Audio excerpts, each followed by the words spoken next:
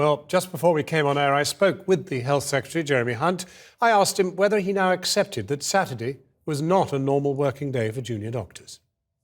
Well, the contract that we have now agreed actually does say that doctors will work a certain number of weekends every year at normal pay rates, and that was the big change that we needed. The reason that we had to work all weekends at the normal pay rate. Well, all weekends that they ever did work would have to be at the normal rate. No, that's not correct. The contract that we were going to impose if we'd not reached agreement today would have said that there would be additional pay for anyone who worked one weekend a month or one Saturday a month or more. But for anyone who worked less than that, it would be at standard pay. And broadly, what's been agreed today is the same package. Instead of 11 weekend days a year, this is actually 12 weekend days a year, or 6 full weekends. The big point here is that if we're going to improve the quality of weekend care in our hospitals, we need to make it easier for hospitals to roster extra doctors at weekends. Yeah. And this brings down the extra cost of employing more doctors at weekends by about a third for hospitals. Well, so it's that's very, accepted. very significant. Well, yeah, and it's very, very significant. That's accepted, but what you've also said today is you now see the value of talking. You said this is a product of talking. And talking is what you refused to do when you said you were going to impose this contract. And now it's a contract you're not going to impose.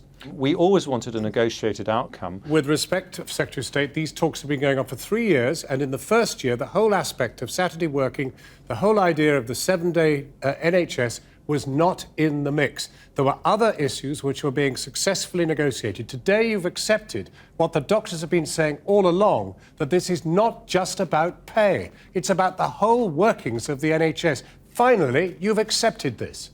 Well, I fully accept that the bugbears and frustrations of many junior doctors are about more than just their contract.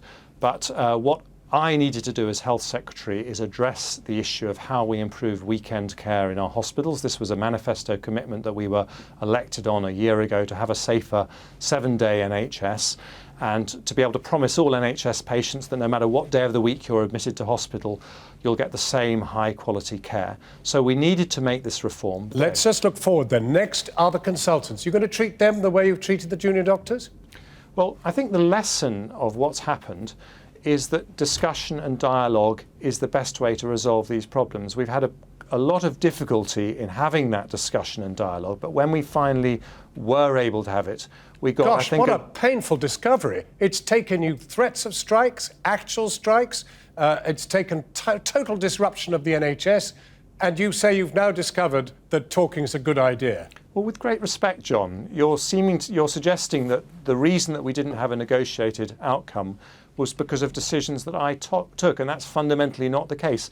We had, when I announced that we needed to make these reforms last July, the BMA refused to negotiate at all. They went straight to a ballot for industrial action.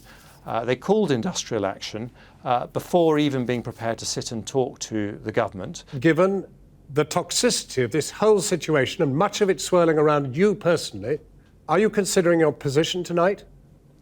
No, I want to be Health Secretary for a long time. I'm passionate about the NHS. I'm passionate about making our NHS the safest, highest quality healthcare system in the world. That's what I believe in. Secretary of State, thank you very much indeed for talking with us.